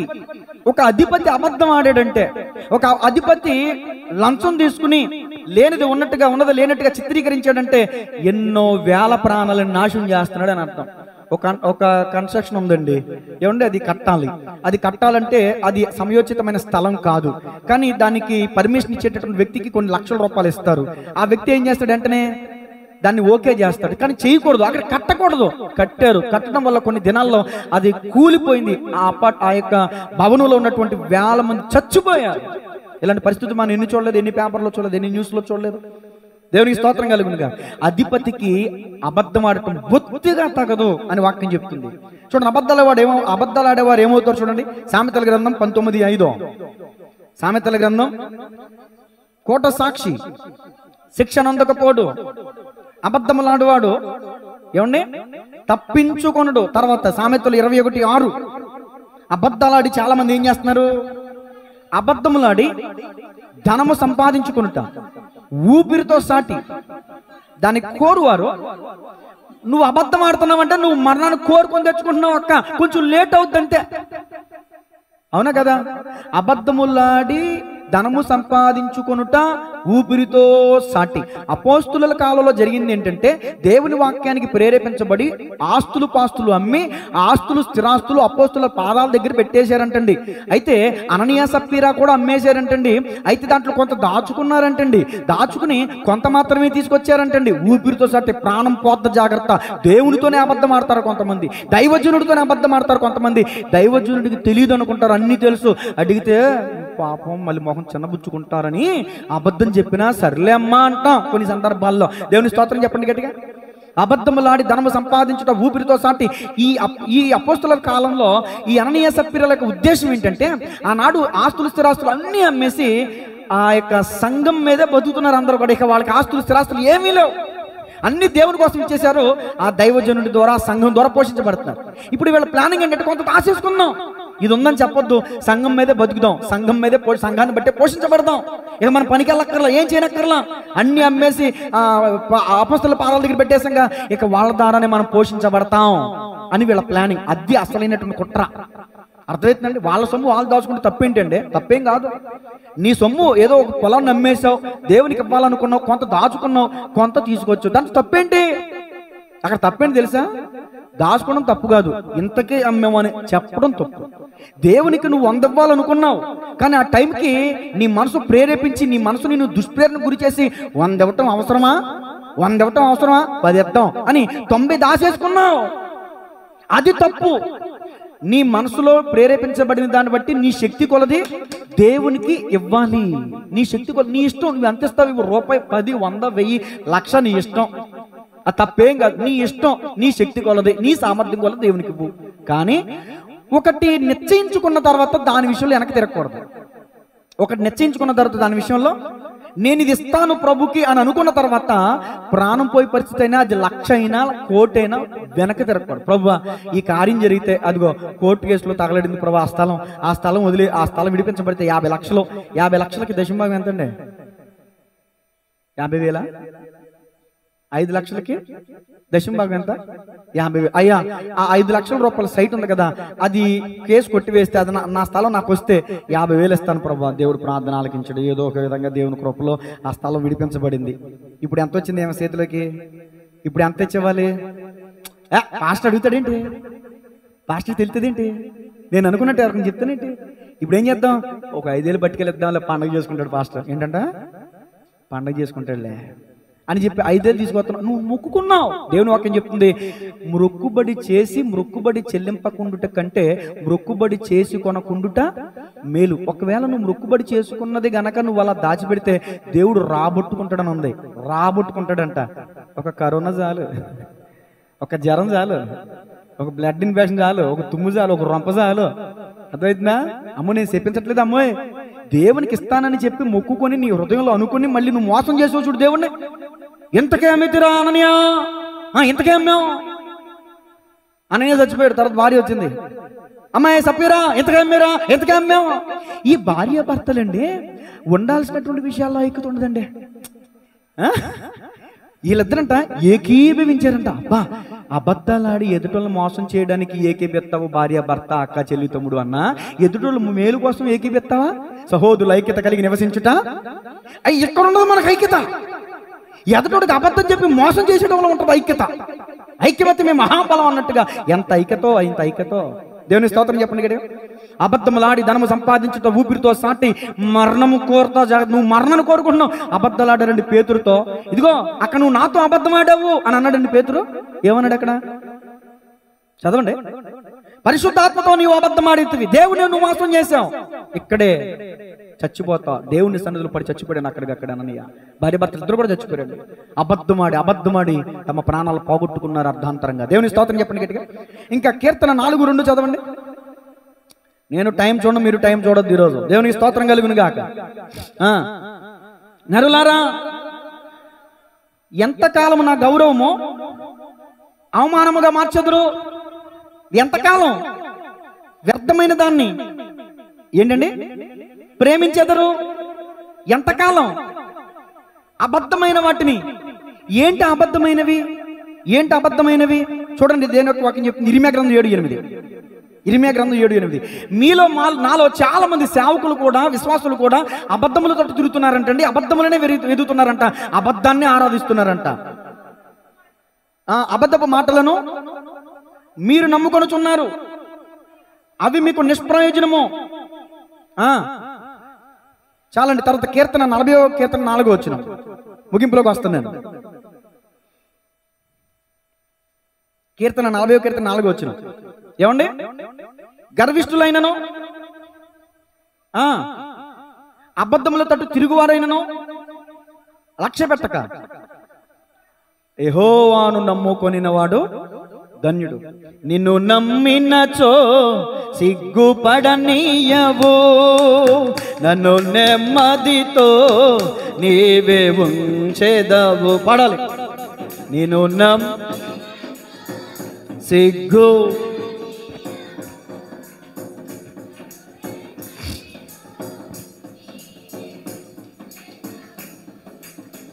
ఆపత్కాలమున నమ్ముకొనదగిన, ఆపత్కాలమున నమ్ముకొనదగిన యేసు నీవే ఆధారము, యేసు నీవే నా ప్రాణము, యేసు నీవే నా ప్రాణము, యేసు నీవే. హల్లెలూయా. దేవుని నమ్ముకుంటే సిగ్గుపడం, కానీ ఏం నమ్ముకున్నారు? అబద్ధాలు నమ్ముకుంటున్నారంట. ఇప్పుడు నేను సేవకుండా ఏమన్నానండి, నేను ఒక మాట మాట్లాడతాను, జాగ్రత్తగా వినాను. మీరు ఈరోజు దేవుని మందిరానికి వచ్చారు, దేవుడు మిమ్మల్ని దీవించబోతున్నాడు, దేవుడు మిమ్మల్ని ఆశీర్వదించబోతున్నాడు. మీ బ్యాంక్ బ్యాలెన్స్ పెరిగిపోతూ ఉంది, ఆకాశం నుంచి ఊడిపడిపోతాయి డబ్బులు. చెప్పండి, మీరు ఇంటికి వెళ్ళేసరికి మీ బ్యాంక్ బ్యాలెన్స్లు పెరిగిపోతాయి అంటే మీ అకౌంట్ నెంబర్ ఇదిగో 000192, అది ఎక్కడ ఉంటుంది, ఎవరికి ఉంటుంది, ఎవరికి తెలుసు? నా అకౌంట్ నెంబర్ చెప్పి డైరెక్ట్గా నాకు చెప్పు. ఇప్పుడు పన్నీయో లేదో ఏజరాక్తం చేయ. దేవునికి స్తోత్రం కలుగునుగా. ఏంది నాకు అర్థం కాదు. ఏంటి దైవజనుడు నీ అకౌంట్ నెంబర్ చెప్తున్నాడు అంటే నువ్వు దాన్ని నమ్మేసి పరిచయం, పలానా పాస్టర్ అంట అకౌంట్ నెంబర్ చెప్పి ఆ అకౌంట్ నెంబర్ డబ్బులు పడతాయని చెప్పాడంట. అవునా, మనం కూడా వెళ్దాం అక్కడికి. చలో, ఎక్కడికి? హైదరాబాద్. చలో, చెన్నై. చలో, విజయవాడ. దేనికి? ప్రవచనాలు వింటాకి. బుద్ధి జ్ఞానం ఉండాలి, బుద్ధి జ్ఞానం ఉండాలి. వ్యర్థమైన ప్రవచనాలు వింటున్నావు, అబద్ధముల తట్టు తిరుగుతున్నావు. గొర్రె చర్మం కప్పుకుని తోడెళ్ళ వంటి వాళ్ళు మీలో బయలుదేరి ఉన్నారు, జాగ్రత్త. అబద్ధపు ప్రవక్తల గురించి మిమ్మల్ని మీరు జాగ్రత్త పడండి, పులిసిన పిండిని గురించి జాగ్రత్త పడండి. ఎన్నిసార్లు చెప్పారండి యేసుక్రీస్తు ప్రభులు వారు పరిశుద్ధ గ్రంథంలో, లేఖనాల్లో రెఫరెన్స్ ఇవ్వడానికి టైం లేదు కాబట్టి నేను చెప్పట్లేదు. దేవుని స్తోత్రం చెప్పండి గట్టిగా. ఆ విధంగా అబద్ధంలో తిరుగుతున్నారంట. చాలా మంది సేవకులు మాటలంటే చాలా మందికి ఇష్టం. ఎందుకు తెలుసా? వాళ్ళు మాట్లాడే మాటలు ఇవే: నీ కన్నీటిని దేవుడు నాట్యంగా మార్చబోతున్నాడు, రాబోతున్న రోజులు నువ్వు దీవెనకరంగా మార్చబడిపోతున్నావు, ఈ రోజున కుటికి లేని నీవు రేపొద్దున 10 మందికి పెట్టేవాడు ఉంటావు అంటే ఈ మాటలు చెప్తే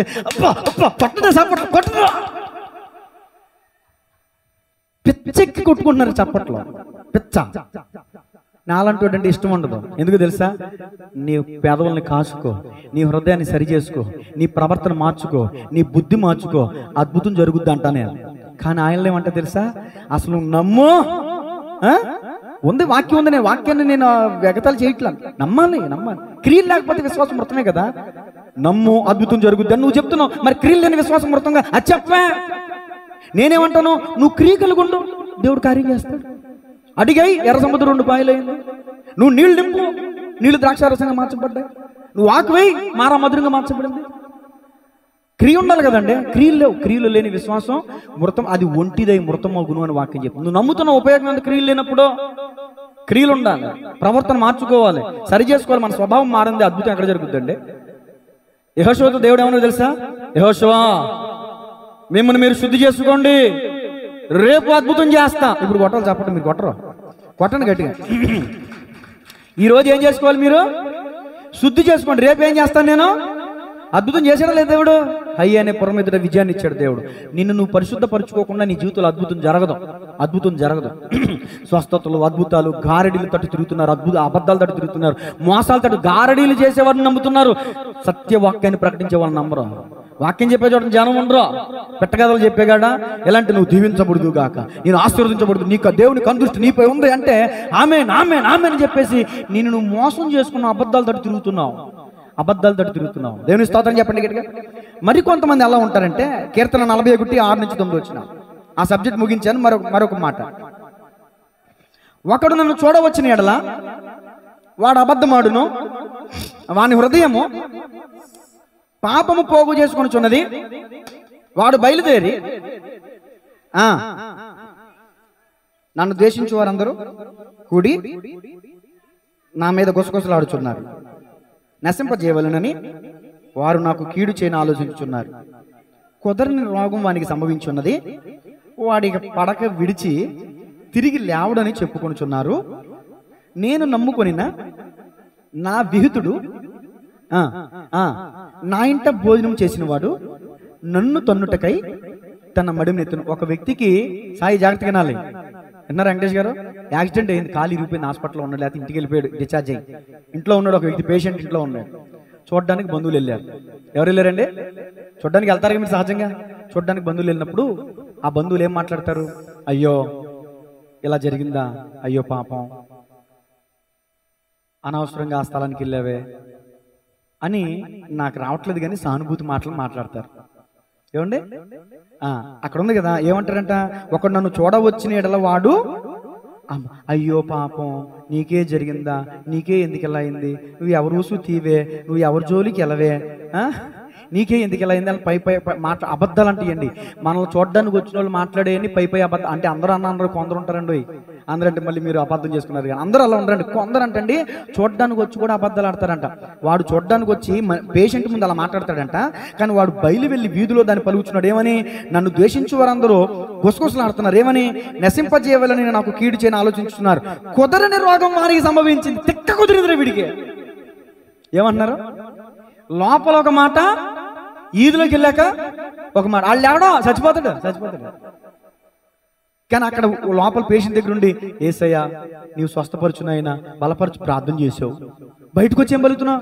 వాళ్ళు ఎవడో అయిపోయింది, సీన్ అయిపోయింది, ఆడి పాపం పడిపోయింది. వెళ్ళిపోయే రోజు వచ్చింది, వెళ్ళిపోయే రాత వచ్చేసి పాడెక్కించడమే, ఊరికి ఉత్తరానికి వచ్చేయడమే. ఇంట్లోనేమో ప్రార్థన చేసావా స్వస్థపరచమని, బయటికి వెళ్ళి ఏం చెప్తున్నా? అదండి పరిస్థితి. మనం చూడడానికి వచ్చి మనం మేలు కోరి మంచి కోరి మాట్లాడుతున్నారు అనుకుంటాం, కానీ సానుభూతి చూపించాల్సినటువంటి ఆ టైంలో కూడానండి ఆ పాత కక్షలన్నీ తలుచుకుంటారు. ఒకప్పుడు నన్ను ఈడు ఇలా అన్నాడు తెలుసా, అందుకే నీటికి ఇలా జరిగింది. ఏమన్నాడు? ఒకప్పుడు నన్ను ఈడేమన్నాడు, నన్ను అంటాడు, అందుకే నీటికి ఇలా జరిగింది. ఎవరన్నా అంటారండి అలాంటి మాటలు, పనికిమాల చేష్టలు. కాబట్టి గమనించాలి, అబద్ధములు చూడడానికి వచ్చినప్పుడు కూడా అబద్ధాలు అంట. చూడండి యోబు గ్రంథం 13, దానికి కూడా మీకు రిఫరెన్స్ ఇస్తాను, నేను ముగిస్తున్నాను. ఆఖరి మాట యోబు గ్రంథం 13:4 అండి. మీరైతే అబద్ధములు ప్రకటించేవారు, మీరందరూ పనికి మాలిన వైద్యులు ఏం చేస్తారు? గాయం కడతారు. వైద్యులు ఏమవుతారు? పనికొచ్చే వాళ్ళు అవుతారు, ప్రయోజనకారులు అవుతారు. కానీ వైద్యులు అక్కడ పనికి మాలిన వైద్యులు అన్నాడు. ఎందుకని? ఆ స్నేహితులు యోబు గారిని చూడడానికి వచ్చి ఏమన్నారు తెలుసా? నువ్వేం పాపం చేసావో, ఒకనాడు కొడుకులందరినీ పోగొట్టుకున్నావు, కూతులందరినీ పోగొట్టుకున్నావు, నువ్వు ఎంత మహాపాపం చేసి ఉంటే ఒక్కసారి ఆస్తంతా పోతుంది, ఒంట్లన్నీ పోయినాయి, గుర్రాలన్నీ పోయినాయి, అక్కడేంటి గాడిదలన్నీ పోయినాయి, నీ ఆస్తంతా పోయింది, నీ ఆరోగ్యం పోయింది, నీ బిడ్డలందరూ చచ్చిపోయారు, నువ్వేం మహాపాపం చేసావో దేవుని దృష్టికి విరోధంగా. పాపం చేశాడండి యోబు గారు. అద్భుతం చెప్పమంటారా? ఏ నోటితో అయితే అలాంటి మాటలు మాట్లాడారో ఆ మాటల గురించి యోబుని మీరు అబద్ధాలు కల్పించేవారు, నా మీద అబద్ధాలు చెప్తున్నారు, మీరందరూ పనికిమాలిన వైద్యులు అంటున్నాడు. అర్థమవుతుందండి? యోబుని చూడడానికి వచ్చిన స్నేహితులు యోబుని గాయపరుస్తుంటే యోబు వాళ్ళని చూసి అన్నాడు, మీరు పనికిమాలిన వైద్యులు రా, గాయాన్ని కట్టేవాళ్ళు కాదు, మీరు గాయాలు రేపేవాళ్ళు. దేవుని స్తోత్రం చెప్పండి గట్టిగా. ఎవరైనా గాయాలతో పడుంటే చూడడానికి వెళ్తే సానుభూతి చూపించు నీకు వీలైతే, లేకపోతే నోరు మూసి కూర్చో. ఆడ మంచం మీదకి ఎక్కాడు, రోగాలు పడి కుదరని రోగం వచ్చేసి నాడు చచ్చిపోతాడు, నీకెందుకు వాడు చచ్చిపోతే? ఆడాస్తాను నీ పేరు మీదకి వచ్చేద్దా? పనికి మాలిన మాటలు. ఒక మాట చెప్పంటారా? అలాంటి పనికి మాలిన వైద్యులు అని ఎవరినైతే ఉద్దేశించి మాట్లాడాడో యోబు, ఆ యోబు ప్రార్థన చేస్తే ఆ స్నేహితుల్ని దేవుడు ఆశీర్వదించాడండి. ఈ మాట ఎక్కడ చూడండి, యోబు గ్రంథం, నేను రెఫరెన్స్ నోట్ చేయలేదు, ఆఖరిలో యోబు ప్రార్థన చేస్తేనంటండి దేవుడు వాళ్ళని క్షమించాడంట. ఎక్కడ ఉంటుంది? ఆఖరి 39వ అధ్యాయం అనుకుంటా. యోబు గ్రంథం 42:10. మరియు యోబు తన స్నేహితుల నిమిత్తం ప్రార్థన చేసినప్పుడు, దేవుని స్తోత్రం చెప్పండి గట్టిగా. ఇప్పుడు తారుమారు అయిపోయిందా? వాళ్ళ బళ్ళు అయిపోయినాయా? నువ్వు చూడటానికి వెళ్ళినప్పుడు యోబు గారిని చూసి ప్రార్థన చేస్తే నీకు బాగుండేదని పరిస్థితి. ఇప్పుడు నీ కోసం ఎవరు ప్రార్థన చేస్తున్నారు? జాగ్రత్త. ఎవరు ఎప్పుడు ఏమవుతారు మనకి? వాళ్ళే బళ్ళే వాళ్ళని వాక్యం చెప్తుంది. మరలా చిట్ట చివరికి తన స్నేహితుల కోసం, తమ క్షేమస్థితి కోసం యోబు గారు ప్రార్థన చేయాల్సి వచ్చింది. ఈరోజు నువ్వు ఎవరినైతే దూషిస్తున్నావు రేపొద్దున ప్రయోజనకారులు అవ్వచ్చు, ఉన్నతమైన స్థితిలోకి వెళ్ళొచ్చు. ఈ రోజున హేళన చేస్తున్నావు, నీవు రేపొద్దున అదే అంతకంటే దారుణమైన పరిస్థితుల్లోకి వెళ్ళొచ్చు. కాబట్టి అబద్ధాలు మాట్లాడుతున్నావు. ఎక్కడ మాట్లాడుతున్నావు? వ్యాపారంలో అబద్ధం, ఉద్యోగంలో అబద్ధం, ఎవరినైనా చూడడానికి వెళ్తే అబద్ధం, ప్రతిదానికి అబద్ధములు కల్పించేవారు ఒట్టి మోసగాండు తమ జీవితాన్ని తామే మోసం చేసుకుంటున్నారని వాక్యం చెప్తుంది. అబద్ధికులు ఎక్కడ పడవేయబడతారు? ప్రకటన గ్రంథం 21:8 చిట్ట చివరి మాట, అగ్ని గంధకములతో మండు గుండములో పడవేయబడతారు, అది 2వ మరణం. అబద్ధికులంతా ఎక్కడ పడవేయబడతారు? అగ్నిగుండం. తలలు వంచని ప్రార్థన చేసుకున్నాం. గెహాజీ అబద్ధం ఆడాడు. గెహాజీ ఎక్కడికి వెళ్ళావు? నేను ఎక్కడికి వెళ్ళలేదు, ఇక్కడే ఉన్నాను. కుష్ఠరోగం తెచ్చుకున్నాడు. గెహాజీ అబద్ధం ఆడి కుష్ఠరోగం తెచ్చుకున్నాడు. అననీయ సప్పీరు అబద్ధం ఆడి తమ ప్రాణాలు పోగొట్టుకున్నారు. దోయగు అబద్ధం వల్ల 85 మంది చనిపోయారు. పేతురు అబద్ధమాడి ఎంత దుఃఖానికి లోనయ్యాడు. అమ్మ, అక్క, చెల్లి, తమ్ముడు, అన్న, ఇప్పుడు నువ్వు మోకాళ్ళు వేసి ఒక్క 2 నిమిషాలు నమ్మకంగా ప్రార్థన చేయండి. అందరు మోకాళ్ళ మీదేండి, మోకాళ్ళు వేయండి. అందరూ కూడా వీలైతే నిట్ట నిలుగు మోకరించండి, ప్రార్థన చేయండి. ఎంతమందితో ఎన్నిసార్లు ఎక్కడెక్కడ అబద్ధం ఆడే ఒకసారి జ్ఞాపకం చేసుకోండి. ఒకసారి చిన్న అబద్ధమే కదా అనుకుంటున్నావు. ఒక్క విషబొట్టే వేస్తాం, తాగుతావా గ్లాసుడు పాలు? ఒక విషబొట్టు గ్లాసుడు పాలు విషం చేసేస్తుంది కదా. ఇది ఒక చిన్న అబద్ధం నీ సాక్ష్య జీవితాన్ని హరించేస్తుంది. జాగ్రత్త. నీ వ్యక్తిత్వాన్ని కోల్పోయేలా చేస్తుంది, నీ విలువను కోల్పోయేలా చేస్తుంది. మనుషులు చాలా మంది నిన్ను చేదరించుకున్నారు. అర్థం తెలుసు, నువ్వు అబద్ధాలు ఆడతావు కాబట్టి. నువ్వు మాట్లాడే అబద్ధం వల్ల నీ విలువను పోగొట్టుకుంటున్నావు. ఈ రోజు నుంచి ఆయన నిజం మాట్లాడతాను ప్రభా, సత్యం కలిగి ప్రవర్తిస్తాను ప్రభా. చేయండి ఎవరికి వాళ్ళే ప్రార్థన. అబద్ధములాడే నాలుకను గురించి ఈరోజు దేవుడు మనతో మాట్లాడారు. చేయండి ఎవరికి వాళ్ళే ప్రార్థన. ఒప్పుకుందాం ఎవరికి వాళ్ళే. ఒకవేళ పైకి చేయడానికి సిగ్గైతే హృదయంలో చేయండి. మీ మనసాక్షితో ఒప్పుకోండి. నిజమే, ఇదిగో తమ్ముడితో అబద్ధం చెప్పాను, అక్కతో అబద్ధం చెప్పాను, అమ్మతో అబద్ధం చెప్పాను, మా మామతో అత్తతో అబద్ధం చెప్పాను. నువ్వు దేనికి అబద్ధం చెప్పావు, ఎందుకు అబద్ధం చెప్పావు నాకు తెలియదు. అబద్ధం అబద్ధమే. అబద్ధం అంటే అది దేవుడు మనకిచ్చిన ఆజ్ఞ, అబద్ధం ఆడకూడదు అని. నువ్వు ఆజ్ఞ అతిక్రమిస్తున్నావంటే పాపం చేస్తున్నావు. పాపం వల్ల వచ్చే జీతం మరణం వెలుబడి చేస్తుంది నీ మీద. జాగ్రత్త. ఈ మరణమే కాదు, భౌతిక మరణమే కాదు, 2వ మరణం అది ఇంకా భయంకరం. 2వ మరణంలో కూడా పడవేయబడతారంట అబద్ధికులు. అగ్నిగుండంలో పడవేయబడతారంట అబద్ధికులు. దేవుడు నిన్ను ప్రేమిస్తున్నాడు కాబట్టి ఈరోజు నిన్ను హెచ్చరిస్తున్నాడు. దేవుని ప్రియ సహోదరి సహోదరుడు, ఎవరొస్తున్నా నీ వ్యాపారంలో ఎన్నో అబద్ధాలు చెప్తున్నావు, ఎన్నో మాటలు ఇస్తున్నావు, మాట తప్పేస్తున్నావు. ఇదిగో పలానా టైం అంటున్నావు, డిలే చేస్తున్నావు, మాట తప్పుతున్నట్టు. అక్కడ నువ్వు అబద్ధం చెప్తున్నట్టే. ఇస్తావు కొంచెం ఆలస్యంగా, కానీ మాట తప్పిన వాడు అయ్యావుగా. మాట మీద నిలబడి ముందు. ఎన్నిసార్లు మాట తప్పుతావు, ఎన్నిసార్లు అబద్ధాలు ఆడతావు, ఎన్నిసార్లు నిన్ను నువ్వు మోసం చేసుకుంటావు. నీ జీవితం ఎందుకు సిట్రేట్ అవట్లేదు తెలుసా? అబద్ధాలు ఆడే జీవితం వల్ల. అబద్ధాన్ని విడిచిపెట్టి ఈరోజు నీ ప్రాచీన స్వభావం విడిచిపెట్టి నవీన స్వభావం ధరించుకో. క్రీస్తుని ధరించుకుని చూడు ఒకసారి నీ జీవితం ఎలా ఉంటుందో. ప్రాణం మీదకి వచ్చిన నిజమే చెప్పు, నిజం మాట్లాడు. నువ్వు అనుకుంటావు కదా, నిజం బలిగితే నాకు రేపు అనేది ఉండదు, చచ్చిపో అవసరం అయితే, పరలోకానికి వెళ్తావు. 100 సంవత్సరాలు బతికి అబద్ధాలు నరకంలోనికి వెళ్ళటం కంటే నిజం చెప్పి పరలోకానికి వెళ్ళటం మంచిది కదండి. కాకిలాగా కలకాలం బతకడం కంటే హంస 6 నెలలు బతకడం మంచిది కదండి. కాకిని అసహించుకుంటారు అందరూ. కాకి స్వరం మంచిది కాదు, కాకి నడక మంచిది కాదు. వంకర చూపు, వంకర నడక. కాకిలా బతుకుతావా బతికినంతకాలం? అసహ్యం. అబద్ధం అంటే దేవునికి అసహ్యం. అలాంటి అసహ్యకరమైన పనులు చేస్తున్నావు ఆ తెల్లారు లేచిన కాడి నుంచి. పైపెచ్చు పాటలు పాడతావు ఇక్కడికి వచ్చే, పైపెచ్చు సాక్ష్యాలు చెప్తావు ఇక్కడికి వచ్చే, పైపెచ్చు ప్రసంగాలు చెప్తాం ఇక్కడికి వచ్చే. మొదట నీ పెదవులు కాచుకో, నీ నాలుకను సరి చేసుకో. హృదయం నిండి దాన్ని బట్టి నోరు మాట్లాడద్దు. అది అబద్ధములాడేవారు ఒట్టి మోసగాండ్లు అంటండి. అబద్ధములాడేవారు దయ్యపు సంతానం అంటండి. అబద్ధములాడేవారు తమ్మును తాము మోసం చేసుకున్నారంటండి, మరణానికే చేస్తున్నారంటండి. అబద్ధములాడేవారు ఆఖరిగా అగ్నిగుండంలో పడవేయబడతారంటండి. ఎన్నో విషయాలు దేవుడు మాట్లాడారు ఈరోజు. పరిశుద్ధ గ్రంథంలో ఎగ్జాంపుల్ కూడా. పేతురు ముందు అబద్ధం ఆడారండి, అననీయ సప్పీరా చచ్చిపోయారండి. అబద్ధం ఆడాడు దోయకు, 85 మంది చచ్చిపోయారు. నువ్వు అబద్ధం ఆడితే నువ్వు చచ్చిపోతావు, లేకపోతే నీ ఎదుటి వాళ్ళు చచ్చిపోతారు. దురాశపరులు వాళ్ళని చచ్చిపోతారు, వాళ్ళ పక్క వాళ్ళని చచ్చిపోతారు.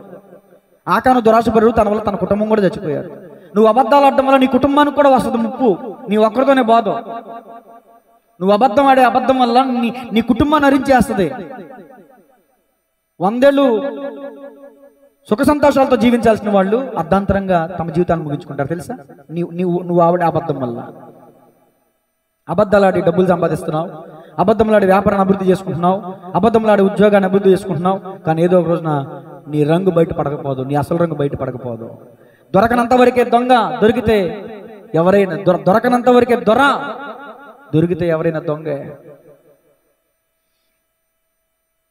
ఎలీషా అంటున్నాడు, గెహాజీ నీ వెనకాల నా మనసు రాలేదా? నయమని ఇచ్చిన వస్త్రాలు తీసుకుంటున్నప్పుడు నా మనసు నీతో రాలేదా? ఎందుకు అబద్ధం చెప్పావు? నయమని విడిచిపెట్టాడు కదా కుష్ఠరోగం, అది నీకు నీ ఇంటి వారికి నీ తరతరాలకు ఉంటుంది. వెళ్ళిపో, అయిపోయింది చరిత్ర. ఏలియా నుంచి ఎలీషా 2 పాళ్ళు ఆత్మను పొందుకున్నాడు. కానీ ఎలీషా నుంచి 4 గంటల ఆత్మను పొందుకోవాలిగా గెహాజీ. ఏం పొందుకున్నాడు? కుష్ఠరోగాన్ని పొందుకున్నాడు. ఇంత భక్తి చేసి నువ్వు పొందుకున్న ప్రతిఫలం కుష్ఠరోగమా? సిగ్గు ఉండాలి కదా మరి.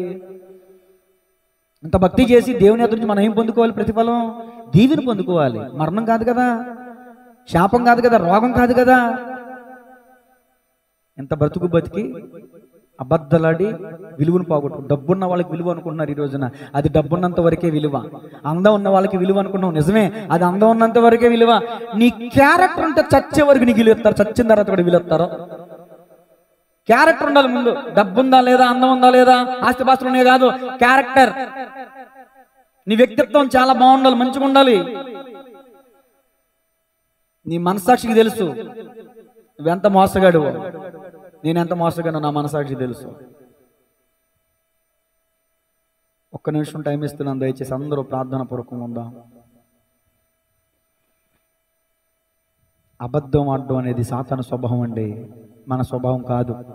మన స్వభావం క్రీస్తు స్వభావం, సత్య స్వభావం. సత్యమే మాట్లాడాలి ప్రాణం మీదకి వచ్చిన. అప్పుడు నువ్వు దేవుని యెహోవా గుడారములో అతిథిగా ఉంటావంట. అద్భుతం కదండి అది. అతిథిగా ఉంటావంటే అసలు గొప్ప విషయం కాదండి. యెహోవా పరిశుద్ధ పర్వతం మీద నివసింపదగిన వాడెవడు? హృదయపూర్వకంగా నిజం పలుకువాడే. నిజం పలికితే నీ కష్టం నష్టం ఎన్నో ఇబ్బందులు వస్తాయి, అయినా నిజమే చెప్పు. దేవుని పరిశుద్ధ పర్వతం మీద నివసించే యోగ్యత పొందుకుంటావు, గొప్ప భాగ్యాన్ని పొందుకుంటావు. అబద్ధం చెప్పి దేవునికి అసహ్యంగా ఉండమాకు దయచేసి. అబద్ధం చెప్పి మనుషుల దగ్గర నీ వ్యక్తిత్వాన్ని కోల్పోమాకు, నీ విలువను కోల్పోమాకు దయచేసి. సత్యస్వరూపి నీ దివ్య చిత్తమే నాకు ఎంతో ఉత్తమము, పరిశుద్ధుల సహవాసమే నాకు క్షేమాధారము. ఎక్కడుందో తెలుసా క్షేమం? పరిశుద్ధుల సహవాసంలో ఉంది క్షేమం. ఏంటో తెలుసా మనకు ఉత్తమం? దేవుని చిత్తం చేయటమే మనకు ఉత్తమం. ఉత్తమమును అనుకూలమైన దేవుని చిత్తమును జరిగించాలి. లోక మర్యాదను అనుసరించొద్దు, లోక మర్యాదను అనుసరించొద్దు. ప్రార్థన, అందరూ తలలు వంచండి. ప్రార్థన. పరిశుద్ధుడు ప్రేమగల తండ్రి, కృప కలిగిన దేవ, రాజులకు రాజా, ప్రభులకు ప్రభా, మహాగణుడ, అబద్ధములాడే నాలుకను గురించి ఈరోజు మీరు మాతో మాట్లాడారు. పరిశుద్ధ గ్రంథంలో అబద్ధం అనేది ఎవరు ప్రారంభించారు, ఎవరెవరు అబద్ధం ఆడారు, అబద్ధం ఆడేటటువంటి వాళ్ళు ఎప్పటి నుంచి అబద్ధం ఆడతారు, ఏ స్థితిలో ఏ పరిస్థితిలో ఉండి అబద్ధాలు ఆడతారు, అనేక సంగతులు మీరు మాకు బోధించారు. అబద్ధముల తట్టు తిరుగువారు కూడా నిష్ప్రయోజనమేవి అని లేఖనం సెలవిస్తుంది. ఈ రోజైనా సత్యము తట్టు తిరగడానికి సహాయం చేయండి ప్రభువా. ఇదో ఖాళీ సమాధిని వెతకడానికి వెళ్ళారు స్త్రీలు, సమాధుల్లో వెతుకుతున్నారు ఈ రోజున, బొమ్మల్లో వెతుకుతున్నారు, కొండల్లో వెతుకుతున్నారు ఈ రోజున. అయ్యా, సత్యవంతుడైన నిన్ను వెతకలేకపోతున్నారు ప్రభువా, నీ ఎద్దకు రాలేకపోతున్నారు తండ్రి. సత్యానికి చెవిని లేకపోతున్నారు. దురద చెవులు కలిగిన వారే కల్పనా కథలకు తిరుగుతున్నారు ప్రభువా, అబద్ధాల తట్టు తిరుగుతున్నారు ప్రభువా. సంఘాన్ని తండ్రి మీరు జ్ఞాపకం చేసుకోండి ప్రభువా. సంఘ సరిహద్దులు విశాలపరచండి ప్రభువా. సంఘంలోనికి వచ్చిన ప్రతి ఒక్కరు కూడా సత్యాన్ని కలిగి జీవించడానికి సాయం చేయండి. సత్యమునకు అయ్యా వారు అప్పగించబడుదురుగా కానీ ప్రార్థిస్తున్నాను. ఈ రోజు నుంచి ఈ క్షణం మొదలుకొని నేను నా ఆత్మ బిడ్డలు అయ్యా మా పెదవులను కాల్చండి. అయ్యో నేను అపవిత్రమైన పెదవులు గలవాడిని అని ప్రార్థించినప్పుడు యెషయా పెదవులు కాల్చబడ్డాయి. కెరూబులు నిప్పు తీసుకొచ్చి ఆ పెదవులు కంటించినప్పుడు ఆ పెదవులు కాల్చబడ్డాయి. ఈరోజు నీ వాక్యం అనే నిప్పు మా పెదవులకి తగిలింది ప్రభు, మేము నమ్ముతున్నాం. మా పెదవులకి తగిలింది. మా పెదవులు పరిశుద్ధపరచబడాలి, మా నాలుగు పరిశుద్ధపరచబడాలి, సాధు చేయబడాలి ప్రభు. అట్టి కృప నాకు మాకు అందరికి దయచేయమని ఈరోజు నీ వాక్యమును బట్టి మా అడుగులు స్థిరపరచమని, ఈ రోజు నుండి మా అబద్ధములాడే స్వభావాన్ని అబద్ధాలను విడిచిపెట్టి నిజమే మాట్లాడే కృప మాకు దయచేయమని, క్రీస్తుని నవీన స్వభావమును ధరించుకునే కృప మాకు దయచేయమని, నూతన జీవితం, నూతన దీవెన, నూతన ఆశీర్వాదం మాకు దయచేయమని యేసయ్య నామములో ప్రార్థించి అడిగి వేడుకొంచున్నాము తండ్రి. ఆమేన్.